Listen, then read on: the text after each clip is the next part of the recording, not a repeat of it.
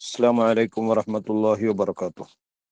الحمد لله رب العالمين والصلاة والسلام على أشرف المخلوقين وعلى آله وصحبه أجمعين. അർഹമുറാഹിമായ അള്ളാഹു ഈ മദീനയിൽ അന്തിയുറങ്ങുന്ന അഷ്റഫുൽ ഖൽഖ് തങ്ങളുടെയും തൊട്ടടുത്ത് കിടക്കുന്ന സിദ്ദീഖുൽ അക്ബർ ഉമർ തങ്ങൾ, ജന്നത്തുൽ ബഖയിലെ ലീഡർ ഉസ്മാൻ ബിൻ അഫ്ഫാൻ, ബാക്കി 10,000 സ്വഹാബത്ത്, ഇവരുടെയൊക്കെ ബഹുമതി കൊണ്ട് സാധുക്കളായ നമ്മെ വിജയത്തിലാക്കി തരട്ടെ. ആമീൻ റബ്ബൽ ആലമീൻ. ഒരു ദിവസം റസൂലുള്ളാഹി സ്വല്ലല്ലാഹു അലൈഹി വസല്ലമ തങ്ങൾ ജനങ്ങളോട് അഭിമുഖമായിട്ട് ഇങ്ങനെ സംസാരിച്ചു കൊണ്ടിരിക്കുന്നു. ആ പ്രസംഗം നടന്നുകൊണ്ടിരിക്കുമ്പോൾ സിദ്ദീഖുൽ അക്ബർ കടന്നു വന്നു. സിദ്ദീഖ് തങ്ങളോട് റസൂലുള്ള പറഞ്ഞു, സിദ്ദീഖെ കയറിയിരിക്കൂ, ഈ തിണ്ടിലേക്ക്, ഈ ഉയർന്ന സ്ഥലത്തേക്ക് കയറിയിരിക്കൂ.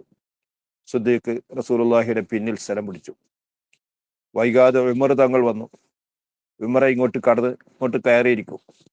ഉമർ തങ്ങൾ സിദ്ദീഖിന്റെ അടുക്കൽ ഇരുന്നു. പിന്നീട് വന്നത് ഉസ്മാൻ ബിൻ അഫ്ഫാൻ തങ്ങളായിരുന്നു. ഉസ്മാൻ അഫ്ഫാനോടും തങ്ങൾ സൂചന രൂപത്തിൽ ഇങ്ങോട്ട് ഇരിക്കാൻ പറഞ്ഞു. ഉസ്മാൻ ചിന്തിച്ചു, സിദ്ദീഖും ഉമറും റസൂലുള്ളാഹി തങ്ങളുടെ തൊട്ടടുത്തിരിക്കുന്നുണ്ടെങ്കിൽ അവർ ഇരുവരും അവരുടെ മക്കളെ റസൂലുള്ളാഹിക്ക് കെട്ടിച്ചു കൊടുത്തവരാണ്. അപ്പോൾ ഒരർത്ഥത്തിൽ പിതാവിന്റെ സ്ഥാനത്താണ്, അമ്മോശന്മാരാണ്. അവരിയ്ക്കുന്നത് കണ്ടിട്ട് എനിക്കിരിക്കാൻ പറ്റില്ല. കാരണം ഞാൻ റസൂലുള്ളാഹിയുടെ മകളെ കല്യാണം കഴിച്ച മരുമകനാണ്. അപ്പോ സിദ്ദീഖ് ഉമർ റളിയല്ലാഹു അൻഹുമായുടെ പദവിയിലേക്ക് ചേർത്താൽ ഞാൻ തൊട്ടടുത്ത പദവിയിലല്ല, അതിൻ്റെയും താഴെയാണുള്ളത്. അതുകൊണ്ട് ഞാൻ അദബ് പാലിക്കേണ്ടതുണ്ടെന്ന് മനസ്സിലാക്കി കുറച്ച് അകലെ ചെന്നിരുന്നു. റസൂലുള്ളാഹി പറഞ്ഞു, നമ്മുടെ മരണാനന്തരം നാം ഇങ്ങനെയായിരിക്കും കിടക്കുക. അത് പുലർന്നു. റസൂലുള്ളാഹിയുടെ തൊട്ടടുത്ത് സിദ്ദീഖുൽ അക്ബർ തങ്ങളും ഉമറുൽ ഖത്താബ് തങ്ങളും കിടക്കുന്നു. ഒരല്പം മാറിയിട്ട് ജന്നത്തുൽ ബഖയിൽ മഹാനായ ഉസ്മാൻ ബിൻ അഫ്ഫാൻ റളിയല്ലാഹു തആല അൻഹുവും അന്തിയുറങ്ങുന്നു. ഇവരുടെയൊക്കെ ബഹുമതി അള്ളാഹു, അവരോടുള്ള ഈ സ്നേഹം അള്ളാഹു നമ്മുടെ പരലോക ജീവിതത്തിന് കാരണമാക്കി തരട്ടെ. ആമീൻ റബ്ബൽ ആലമീൻ. അള്ളാഹുവോട് പങ്കു ചേർക്കുന്ന മനുഷ്യന്മാരെ പറ്റിയാണ് പറഞ്ഞത്. ഒരിക്കലും ചെയ്യാൻ പാടില്ലാത്തത്. കാരണം തെളിവുകളുടെ അടിസ്ഥാനത്തിൽ അള്ളാഹു ആരെന്ന് ബോധ്യപ്പെടുത്തിയതിന് ശേഷമാണ് പറഞ്ഞത്. ഇങ്ങനെയൊക്കെ ആണെങ്കിലും മനുഷ്യരുടെ കൂട്ടത്തിൽ ചിലർ അള്ളാഹുവിനോട് പങ്കു ചേർക്കുന്നവർ, അള്ളാഹു ഇഷ്ടപ്പെടുന്നത് പോലെ ഇവകളെ ഇഷ്ടപ്പെടുന്നവരുണ്ട്. അവരുടെ ഗതി എന്താകുമെന്നൊക്കെ പറഞ്ഞു വെച്ചു. അവരെ പറ്റി കുറച്ചുകൂടി പറയാനുണ്ട്. എന്താ പറയാനുള്ളത്? നല്ല ആളുകൾ ഇവരോട് നിങ്ങളിപ്പോൾ ചെയ്യുന്നത് തുടരരുത്, നല്ല മാർഗത്തിലേക്ക് വരണമെന്ന് പറഞ്ഞാൽ അവരുടെ നിലപാട് എന്താണെന്നാണ് ഇനി പറയാനുള്ളത്. നമുക്കതിലേക്ക് കടക്കാം. അഊദു ബില്ലാഹി മിനശ് ശൈത്വാനിർ റജീം. ബിസ്മില്ലാഹിർ റഹ്മാനിർ റഹീം. وإذا قيل لهم اتبعوا ما أنزل الله قالوا بل نتبع ما ألفينا عليه آباءنا أولو كان آباؤهم لا يعقلون شيئا ولا يهتدون. وإذا قيل لهم, ഈ പിഴച്ച മാർഗത്തിലൂടെ നീങ്ങുന്ന ഇവരോട് പറയപ്പെട്ടാൽ, ഇത്തബിഉ, നിങ്ങൾ തുടരൂ, മാ അൻസലല്ലാഹു, അല്ലാഹു തആല ഇറക്കിയതിനോട്, അല്ലാഹു ഇറക്കിയതാണ് ഇത്. ഈ ഖുർആൻ അള്ളാഹു ഇറക്കിയതാണ്. അള്ളാഹുവിന്റെ ഭാഗത്തിൽ നിന്ന് ഇറക്കപ്പെട്ട ഈ ഗ്രന്ഥത്തോട് നിങ്ങൾ തുടരൂ എന്നവരോട് പറയപ്പെട്ടാൽ, ഖാലു, അവർ പറയും, ബൽ, ഞങ്ങൾ അതിന് തയ്യാറില്ല, പക്ഷേ നത്തബിഉ, ഞങ്ങൾ പിന്തുടരും മാ അൽഫൈന അലൈഹി ആബാന, ഞങ്ങളുടെ പിതാക്കളെ ഏതൊരു മാർഗത്തിന്റെ മേലാണോ ഞങ്ങൾ എത്തിച്ചത് അതിനോട് തുടരും. ഞങ്ങൾ പിതാക്കളുടെ പിതാക്കൾ അങ്ങനെ തലമുറയായി കൈമാറി വരുന്ന ഒരു മാർഗമുണ്ട്. ഞങ്ങൾ അതിൽ തുടരാനാണ് ഉദ്ദേശിക്കുന്നത്. നിങ്ങളീ പറയുന്നതിനോട് പിൻപറ്റാനോ ആ കൽപ്പന സ്വീകരിക്കാനോ ഞങ്ങൾ തയ്യാറില്ല എന്നവർ പറയും. അവരോട് ചോദിക്കാനുള്ളത് ഇതാണ്: അവലൗകാന ആബാഉഹും, അതല്ല അവരുടെ പിതാക്കൾ, ലാ യഅഖിലൂന ശൈഅൻ, ഒരു വസ്തുവിനെയും അറിയാത്തവരാണെങ്കിലും ആ പിതാക്കളോട് തന്നെയാണോ തുടരേണ്ടത്? അതെങ്ങനെ ബുദ്ധിപരമാണോ? നിങ്ങളുടെ പിതാക്കളോട് നിങ്ങൾക്ക് തുടരാമായിരുന്നു. അവർ പഠിപ്പിച്ചു തന്ന കാണിച്ചു തന്ന ആശയത്തോട് നിങ്ങൾക്ക് പിന്തുടരാമായിരുന്നു. പക്ഷേ അവരൊന്നും അറിയാത്ത, ഒന്നും തിരിയാത്തവരാണെങ്കിൽ എങ്ങനെയാണ് അവരോട് പിൻപറ്റുക? അവലൗകാന ആബാഉഹും, അവരുടെ പിതാക്കൾ ലാ യഅഖിലൂന ശൈഅൻ, യാതൊരു കാര്യത്തെയും അറിയാത്തവരാണെങ്കിലും അവരോടാണോ നിങ്ങൾ പിൻപറ്റുന്നത്? അതെങ്ങനെ? ബുദ്ധിപരമാണോ? വലാ യഹ്തദൂന, അവരോ സന്മാർഗം ലഭിച്ചവരല്ല. അപ്പൊ രണ്ട് കാരണങ്ങൾ: ഒന്ന്, അവർ നല്ല മാർഗത്തിലല്ല ഉള്ളത്. മറ്റൊന്ന്, കാര്യങ്ങളെക്കുറിച്ച് ഒരു വ്യക്തമായ ബോധമോ അത് സംബന്ധമായിട്ടുള്ളൊരു വിവരമോ ഒന്നും അവർക്കില്ല. ഇത് രണ്ടും ഇല്ലാത്ത പിതാക്കളോടാണോ നിങ്ങൾ പിന്തുടരുന്നത്? അതൊരിക്കലും ബുദ്ധിപരമല്ലല്ലോ. ഇതാണ് പറയാനുള്ളത്. വമസലുല്ലദീന കഫറൂ കമസലില്ലദീ യൻഇഖു ബിമാ ലാ യസ്മഉ ഇല്ലാ ദുആഅൻ വനിദാഅൻ സുമ്മുൻ ബുക്മുൻ ഉംയുൻ ഫഹും ലാ യഅഖിലൂൻ. വമസലുല്ലദീന കഫറു, അവിശ്വാസികളായ വിഭാഗത്തിന്റെ ഉപമ പറയാം. അത് കമസലില്ലദീ യൻഇഖു, മൃഗങ്ങളെ വിളിക്കാൻ വേണ്ടിയിട്ട് ശബ്ദമുണ്ടാക്കുന്ന ഒരുത്തനെ പോലെയാകുന്നു.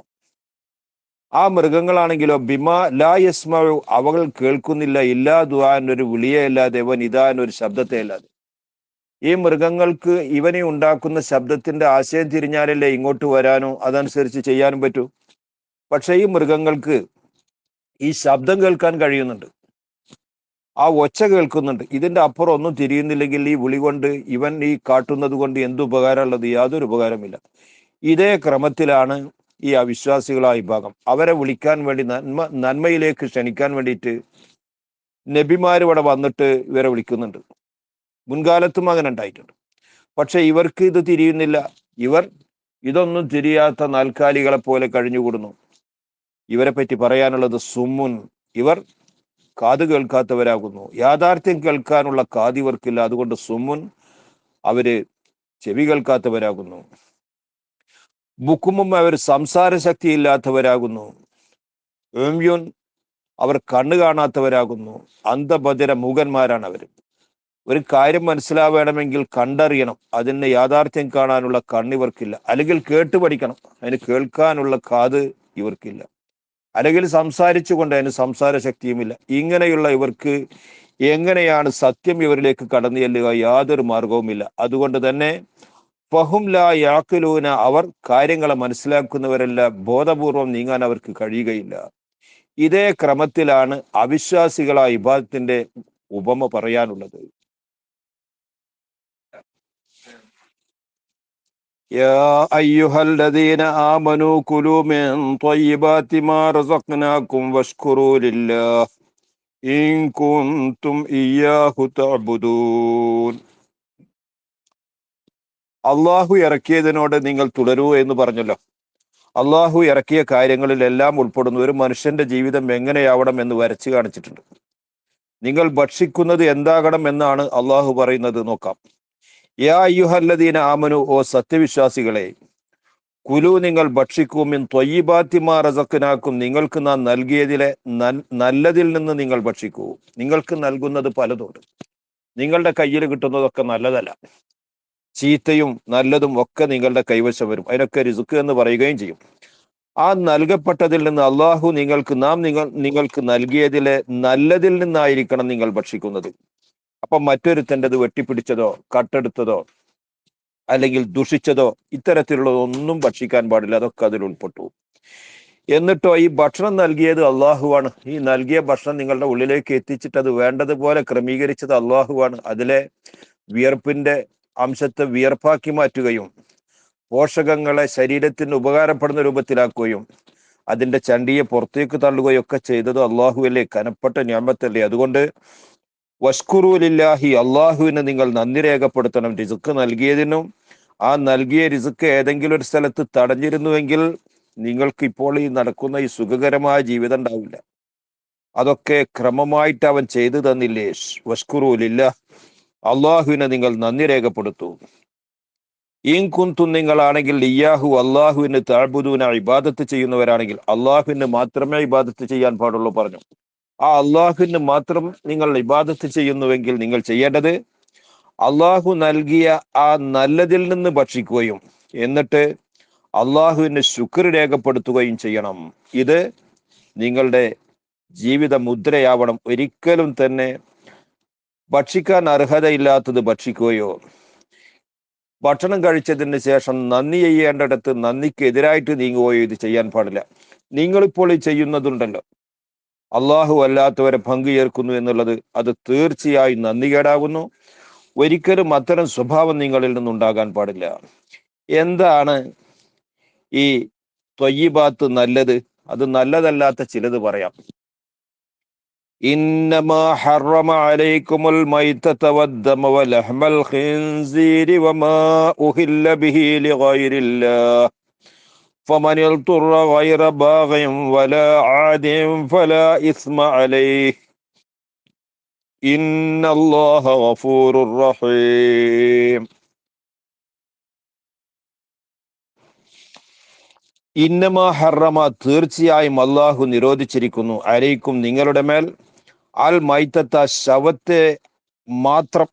ശവം ഒരിക്കലും നിങ്ങൾക്ക് ഭക്ഷിക്കാൻ പാടില്ല. ജീവനുള്ള മൃഗമാണെങ്കിൽ അതിനെ അറുത്തതിന് ശേഷമേ ഭക്ഷിക്കാവൂ. എല്ലാ മൃഗങ്ങളൊന്നും ഭക്ഷിക്കാനും പറ്റില്ല. ഭക്ഷിക്കാൻ പറ്റാത്ത മൃഗങ്ങളുണ്ട്. ഭക്ഷ്യയോഗ്യമായ മൃഗങ്ങളെ തന്നെ ചത്തു കഴിഞ്ഞാൽ അത് ഭക്ഷിക്കരുത്. അങ്ങനെ എടുത്തു പറയാൻ കാരണം, ഈ കാഫിറുകൾക്ക് ഒരു വാദം ഉണ്ടായിരുന്നു, ഞങ്ങൾ കൊന്നത് തിന്നാമല്ലോ, എങ്കിൽ അള്ളാഹു കൊന്നത് ഏതായിരുന്നാലും തിന്നാമെന്ന് ഏതായിരുന്നു എന്നാലും ഒരു പ്രയോഗം ഉണ്ടായിരുന്നു.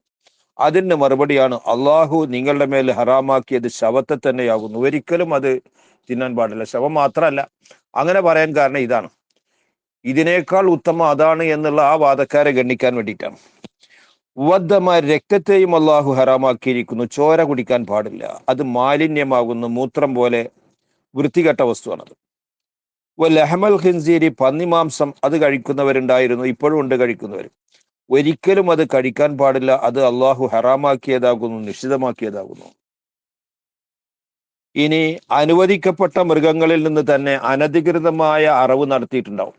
ബിംബത്തിന് അറക്കുന്ന പതിവുണ്ടായിരുന്നു, ലാത്തയുടെ പേര് പറഞ്ഞിട്ടും ഉസ്സയുടെ പേര് പറഞ്ഞിട്ടും അതുപോലത്തെ ആരാധ്യ വസ്തുക്കളുടെ പേര് പറഞ്ഞിട്ടൊക്കെ അവകളുടെ പേരിൽ അറക്കുന്ന പതിവുണ്ടായിരുന്നു. വമാ ഉഹില്ല ബിഹി, വമാ ഒന്നിനെയും അള്ളാഹു നിരോധിച്ചിരിക്കുന്നു, ഉഹില്ല ബിഹി, അതുകൊണ്ട് ശബ്ദിക്കപ്പെട്ടു, ഗൈരില്ലാഹി, അള്ളാഹു അല്ലാത്തവർക്ക് വേണ്ടി. അറുക്കുന്ന ശബ്ദത്തിൽ അതിന്റെ പേര് പറഞ്ഞിട്ട് ശബ്ദിക്കൽ പതിവുണ്ടായിരുന്നു. അപ്പൊ അതിന് അറുക്ക, ബിംബത്തിന് അറുക്ക, ശബ്ദം ഉണ്ടാക്കിയോ ഇല്ലയോ എന്നല്ല, അവരുടെ പതിവ് പറഞ്ഞതാണ്. അറുക്കുന്ന സമയത്ത് ബിംബങ്ങളുടെ പേര് ഉറക്കെ പറഞ്ഞുകൊണ്ട് അറുക്കുന്ന പതിവുണ്ടായിരുന്നു. അങ്ങനെ ബിംബങ്ങൾക്ക് വേണ്ടിയിട്ട് അറുക്കപ്പെട്ടത്, അതിനെയും അള്ളാഹു നിഷിദ്ധമാക്കിയിരിക്കുന്നു.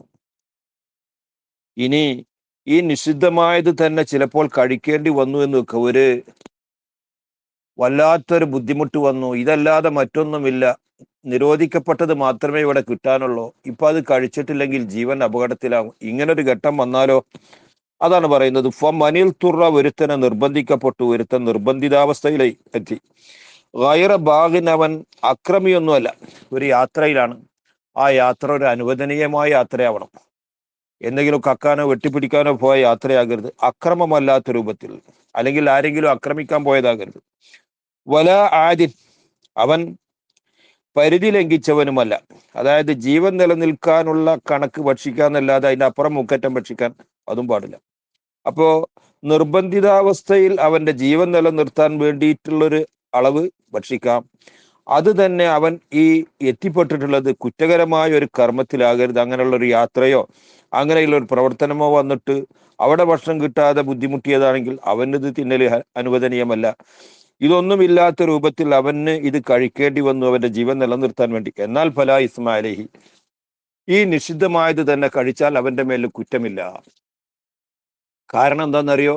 ഇന്നല്ലാഹ, തീർച്ചയായും അല്ലാഹു തആല ഗഫൂറിനോൻ, വളരെയേറെ പൊറുക്കുന്നവനാകുന്നു. തെറ്റാണ് ഈ ചെയ്യുന്നത്, പക്ഷേ ഇങ്ങനെ ഒരു കുടുങ്ങിയ അവസ്ഥയിൽ അത് ചെയ്താൽ, ചെയ്യേണ്ടി വന്നാൽ അവനത് ചെയ്യും. അത് അല്ലാഹു തആല വളരെയേറെ പൊറുക്കുന്നവനാകുന്നു. റഹീമുൻ, അവൻ കരുണ ചെയ്യുന്നവനുമാകുന്നു. അവന്റെ സൃഷ്ടികളോടുള്ള കാരുണ്യമാണ് ഈ പറഞ്ഞത്. അവന്റെ ജീവന് വിലയുള്ളതാണ്. അത് നിലനിർത്താൻ വേണ്ടിയിട്ട് എന്ത് കഴിച്ചിട്ടെങ്കിലും അവൻ നിലനിർത്തണം എന്നാണ് പറഞ്ഞതിന്റെ അർത്ഥം. അത് അള്ളാഹുവിന്റെ കാരുണ്യമാകുന്നു. ഈ പറയപ്പെടുന്ന ദീനാണ് യഥാർത്ഥ ദീനം. ഇത് അറിയുന്ന പലരും ഇവിടെയുണ്ട്. അഹ്ലു കിതാബികളായ ജൂത നസാറാക്കളൊക്കെ ഇത് തിരിയുന്നവരാണ്. എന്നിട്ട് അവർ മറുഭാഗത്താണ് പലപ്പോഴും കൂടാറുള്ളത്. അത് ചീത്ത ആളുകളെ ചീത്തയിൽ തന്നെ തളച്ചിടാനോ വല്ല നന്മയും ഉണ്ടെങ്കിൽ ആ നന്മയിൽ നിന്ന് പിന്തിരിപ്പിക്കാനുമേ കാരണമാകൂ ഈ യാഥാർത്ഥ്യത്തെ ഒളിച്ചു വെക്കാൻ. അതിനെപ്പറ്റി പറയാം. ഇന്നല്ലദീന യക്തുമൂന മാ അൻസലല്ലാഹു മിനൽ കിതാബി വയസ്തറൂന ബിഹി സമനൻ ഖലീലാ ഉലൈക മാ യഅകുലൂന ഫീ ബുതൂനിഹിം ഇല്ലന്നാറ വലാ യുകല്ലിമുഹുമുല്ലാഹു യൗമൽ ഖിയാമ വലാ യുസക്കീഹിം വലഹും അദാബുൻ അലീം. ഇന്നല്ലദീന തീർച്ചയായും ഒരു വിഭാഗം. എന്താണ് ആ വിഭാഗത്തിന്റെ പ്രത്യേകത? യക്തുമൂന അവർ മറച്ചു വെക്കുന്നു മാ അൻസലല്ലാഹു അല്ലാഹു തആല ഇറക്കിയതിനെ മിനൽ കിതാബി കിതാബിനാൽ. അള്ളാഹു മുൻകാലത്ത് കിതാബ് ഇറക്കിയിട്ടുണ്ട്, അത് ഇവർക്ക് നൽകിയിട്ടുണ്ട്. ആ കിതാബിലുള്ള ആശയങ്ങളും ആദർശങ്ങളും മൂടിവെക്കാനുള്ളതല്ല, അത് ജനങ്ങളിലേക്ക് പ്രചരിപ്പിക്കാനുള്ളതാണ്. അതിനെ ഇവർ മൂടിവെക്കുന്നു. വളരെ ചീത്ത സ്വഭാവമാണ് ആ ചെയ്യുന്നത്. യാഥാർത്ഥ്യങ്ങൾ അറിഞ്ഞിട്ട് അത് പുറത്തു പറയാതെ അത് മൂടി വെച്ചിട്ട് ജനങ്ങൾക്ക് കിട്ടുന്ന ഉപകാരം ഗുണം അതിന് ഇവർ തടസ്സക്കാരാകുന്നു. ഇങ്ങനെ ഇവരെ ചെയ്യുമ്പോൾ അവർക്ക് അതുകൊണ്ട് കിട്ടുന്നത് എന്താ? ഈ സത്യം മൂടി വെച്ചത് കൊണ്ട്. വയസ്തറൂന അവർ സ്വീകരിക്കുന്നു ബിഹി ഈ സത്യം മൂടി വെച്ചത് കൊണ്ട് അവർ സ്വീകരിക്കുന്നു അതിന്റെ പകരത്തിൽ സമനൻ ഖലീലൻ ചുരുങ്ങിയതായ വിലയെ. അവർക്ക് ഭൗതികമായ ചില താല്പര്യങ്ങളുള്ളത്. ആ ഭൗതികമായ താല്പര്യം ലഭിക്കാൻ വേണ്ടിയിട്ടാണ് സത്യത്തെ മൂടി വെക്കുന്നത്. ഇങ്ങനെയുള്ള ചില ആളുകളുണ്ട്. ഉലായിക്ക അത്തരം ആളുകൾ മനസ്സിലാക്കേണ്ട കാര്യം മാ ഏക്കുലൂന അവർ ഭക്ഷിക്കുന്നില്ല ഫി ബുത്തൂനിഹിമാരുടെ വയറുകളിലേക്ക് ഇല്ലന്നാറ തീനല്ലാതെ. വായിലേക്ക് ഇടുന്നത് എന്താണെങ്കിലും വയറ്റിലേക്ക് എത്തുന്നത് തീയാകുന്നു. ഇക്കളി തീക്കളിയാകുന്നു, സൂക്ഷിക്കേണ്ടതാകുന്നു. അപ്പൊ അള്ളാഹു ഇറക്കിയതായ യാഥാർത്ഥ്യങ്ങളെ മൂടി വെച്ചിട്ട് നിരർത്ഥകമായ കാര്യങ്ങൾ അവർ പറഞ്ഞുകൊണ്ടിരിക്കുന്നു. അതുകൊണ്ട് ഭൗതികമായ ചില നേട്ടങ്ങൾ അവർ ഉണ്ടാക്കുകയും ചെയ്യുന്നു. ആ ഭൗതികത നരകത്തിലേക്കുള്ള കാരണമാകുന്നു. അവരാ ഭക്ഷിക്കുന്നത് മുഴുവൻ അവരുടെ വയറ്റിലേക്ക് എത്തുന്നത് തീയായിട്ടാകുന്നു. വലാ യുകല്ലിമുഹുമുല്ലാഹു അല്ലാഹു തആല അവരോട് സന്തോഷത്തോടു കൂടെ സംസാരിക്കുകയില്ല. യൗമൽ ഖിയാമത്തി യൗമുൽ ഖിയാമയിൽ അള്ളാഹു സംസാരിക്കും. ആ സംസാരം ഗൗരവത്തോടു കൂടെയുള്ള സംസാരമാണ്. നേരത്തെ പറഞ്ഞല്ലോ ഗഫൂറും റഹീമുമാകുന്നു എന്ന്. അങ്ങനെ വളരെയേറെ കരുണ ചെയ്യുന്ന, വളരെയേറെ വിട്ടുവീഴ്ച ചെയ്യുന്ന അള്ളാഹു ഇവരോട് ദേഷ്യം കാരണം കൊണ്ട് യൗമുൽ ഖിയാമയിൽ ഒരു അനുകൂല സംസാരം നടത്തുകയില്ല. വലാ യുസക്കീഹിം അള്ളാഹു വരെ ശുദ്ധീകരിക്കുകയുമില്ല. അള്ളാഹു ശുദ്ധീകരിക്കുകയും ചെയ്തില്ല. അള്ളാഹു അവരുടെ കാര്യത്തിൽ ഒരു നല്ല സംസാരം നടത്തിയിട്ടില്ലെങ്കിൽ പിന്നെ അവൻ നരകത്തിൽ തന്നെ. വലഹും അവർക്കുണ്ട് അദാബുൻ അലീമുൻ വേദനാജനകമായ ശിക്ഷയുണ്ട്. വളരെ കാഠിന്യമേറിയ ശിക്ഷയാണുള്ളത്. അതുകൊണ്ട് അള്ളാഹു ഇറക്കിയ യാഥാർത്ഥ്യത്തെ അത് തുറന്നു പറയാൻ തയ്യാറാവണം. അതൊരിക്കലും മൂടിവെക്കാൻ പാടില്ല. റസൂലുള്ളാഹിയെ കുറിച്ചുള്ള വിവരങ്ങൾ അവരുടെ കിതാബിലുണ്ട്. അത് നേരത്തെ പറഞ്ഞ ഖിബലയുടെ വിഷയത്തിലും അല്ലാത്ത വിഷയത്തിലും ഒക്കെയുണ്ട്. റസൂലുള്ള ഹിജറ വരും, മക്കയിൽ നിന്ന് മദീനയിലെത്തും, എല്ലാം അവരുടെ കിതാബിലുണ്ട്. എന്നിട്ട് അതൊക്കെ ഉണ്ടായിട്ട് അറിഞ്ഞിട്ട് അവർ മൂടിവെക്കുന്നത് അവരെ തന്നെ തെറ്റിൽ തളച്ചിടുന്നതിന് പുറമെ ഇതിലേക്ക് ആരെങ്കിലും കടന്നു വരുന്നുവെങ്കിൽ അവരെ തടഞ്ഞു നിർത്തൽ കൂടിയാണത്. അതുകൊണ്ട് തന്നെ ഉലഹും അദാബുൻ അലീമുൻ അവർക്ക് വളരെ വേദനാജനകമായ ശിക്ഷയാണുള്ളത്. أولئك الذين اشتروا الضلالة بالهدى والعذاب بالمغفرة فما أصبرهم على النار. ഉലായിക്ക ഇങ്ങനെയുള്ള വിഭാഗം. എങ്ങനെയുള്ള വിഭാഗം? അവരുടെ കിതാബിൽ നിന്ന് കിട്ടിയ യാഥാർത്ഥ്യങ്ങളൊക്കെ മൂടിവെച്ചിട്ട് ഭൗതികമായ താല്പര്യത്തിന് വേണ്ടിയിട്ട് അവർ ഇതിന്റെ എതിരെ പ്രവർത്തിക്കുകയും പറയുകയും ചെയ്യുന്നു. ഇതാണല്ലോ പറഞ്ഞത്.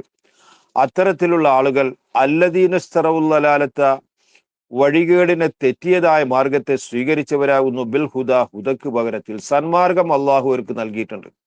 ആ സന്മാർഗം ഒഴിവാക്കിയിട്ട് ദുർമാർഗം സ്വീകരിച്ചവരാകുന്നു. ഇസ്തറവ് തന്നെ വാങ്ങുന്ന അർത്ഥം. അപ്പോൾ കയ്യിലേക്ക് വരുന്നത് ഇതാണ്. ഏത്? ലലാലത്ത്. ഒരാൾ സാധനം വാങ്ങിയാൽ അയാളെ കൈവശെത്തുന്നത് അതാണല്ലോ. അപ്പൊ ലലാലത്തിനെ വാങ്ങി ലലാലത്തിനെ കൈപ്പറ്റി ഹുദ ഒഴിവാക്കിയിട്ട്, ഹുദയായിരുന്നു അവർക്ക് ഉണ്ടായിരുന്നത്. അള്ളാഹു ഹുദയും ഹുദക്കുള്ള മാർഗങ്ങളും സന്മാർഗവും അതിന്റെ മാർഗങ്ങളൊക്കെ നൽകിയതാണ്. അതാണ്ട് ഒഴിവാക്കിയിട്ട് ദുർമാർഗത്തെയാണ് ഇപ്പോൾ അവർ കൈപ്പറ്റിയിരിക്കുന്നത്. അതുകൊണ്ട് തന്നെ വൽ അദാബിനെയാണ് അവർ സ്വീകരിച്ചിരിക്കുന്നത്. ബിൽ മഗ്ഫിറത്തി പാപമോചനത്തിന്റെ പകരത്തിൽ. പാപമോചനം കിട്ടാൻ യാതൊരു അർഹതയും ഒരു യോഗ്യതയും ഇവർക്കില്ല. മറിച്ച് ആ സ്ഥാനത്ത് ഇപ്പൊ കിട്ടിയിട്ടുള്ളത് അദാബാകുന്നു. അദാബ് എന്ന് പറഞ്ഞാൽ ഏത് അദാബ്? നരകത്തിന്റെ അദാബാണ്. അപ്പോ ഈ നരകത്തിന്റെ അദാബ് വന്നാലും വേണ്ടില്ല എന്ന് വെക്കുകയല്ലപ്പോ അവർ ചെയ്യുന്നത്. അപ്പൊ നരകത്തിന്റെ മേൽ അവർ ക്ഷമിക്കുകയാണ്. അല്ലോ, നരകത്തീ സഹിച്ചാലും വേണ്ടില്ല, ഇത് കിട്ടണം എന്നാണ് ഇപ്പൊ അതിന്റെ അർത്ഥം. ഫമാ അസ്ബറഹും, അവരെ ഇത്ര ക്ഷമയുള്ളവരാക്കിയ കാര്യം എന്ത് മഹാത്ഭുതം തന്നെ അത്. അലന്നാരി, നരകത്തിന്റെ മേൽ. നരകത്തിന്റെ മേൽ ഇവരെത്ര ക്ഷമിപ്പിച്ചു നിർത്തിയ കാര്യം എന്താണ് പറയുന്നത്? ഭൗതികമായ താല്പര്യത്തിന് വേണ്ടിയിട്ട് അവരുടെ അടുക്കലുള്ള കിതാബും അതിന്റെ ആദർശങ്ങളൊക്കെ ഒഴിവാക്കിയിട്ട് അവർ ഇപ്പോൾ ഈ ചെയ്തുകൊണ്ടിരിക്കുന്ന തെറ്റിന്റെ മേൽ ഇങ്ങനെ ഉറച്ചു നിൽക്കുന്ന തന്നെ നരകത്തിന്റെ മേലെ നിൽക്കുകയാണത്. ഓ, വല്ലാത്തൊരു നിൽപ്പ് തന്നെ. നരകത്തിന്റെ മേൽ അവരെ ക്ഷമയുള്ളവരാക്കിയ കാര്യം അതൊരു മഹാകാര്യം തന്നെയാകുന്നു. ذلك بأن الله نزل الكتاب بالحق وإن الذين اختلفوا في الكتاب لفي شقاق بعيد. ذلك, ഇവര് നരകനിവാസികളാകുന്നു, ഹുദക്ക് പകരത്തിൽ ലലാലത്ത് സ്വീകരിച്ചവരാകുന്നു, മഗ്ഫിറത്തിന് പകരത്തിൽ അദാബ് സ്വീകരിച്ചവരാകുന്നു എന്ന് പറഞ്ഞല്ലോ. അതിന് കാരണം എന്താണെന്നറിയോ? ബി അന്നല്ലാഹ, തീർച്ചയായും അല്ലാഹു തആല നസ്സലൽ കിതാബ ബിൽ ഹഖി, അല്ലാഹു കിതാബിനെ യാഥാർത്ഥ്യത്തോടു കൂടെയാണ് ഇറക്കിയിട്ടുള്ളത്. നല്ല യാഥാർത്ഥ്യമാണ് അവർക്ക് നൽകിയ കിതാബിൽ അല്ലാഹു കൊടുത്തിട്ടുള്ളത്. അതൊക്കെ കണ്ട് ഒഴിവാക്കിയിട്ട് അതിന്റെ നേരെ എതിരല്ലേ അവർ ചെയ്യുന്നത്. അതാണ് കാരണം. ഇന്നല്ലദീന, തീർച്ചയായും ഒരു വിഭാഗം, യഖ്തലഫു, അവർ ഭിന്നിച്ചിരിക്കുന്നു, ഫിൽ കിതാബി, കിതാബിന്റെ കാര്യത്തിൽ. അവരവരുടെ കിതാബിന്റെ കാര്യത്തിൽ ഭിന്നതയിലാണ്. ജൂതന്മാരും നസാറാക്കളും തമ്മിലുണ്ട്. അതിന്റെ പുറമെ ജൂതന്മാരും തമ്മിൽ തന്നെ ഉണ്ട്. നസാറാക്കൾ തന്നെ പല വിഭാഗമാണ്. ഇങ്ങനെ കിതാബിൽ ഭിന്നിച്ച വിഭാഗം.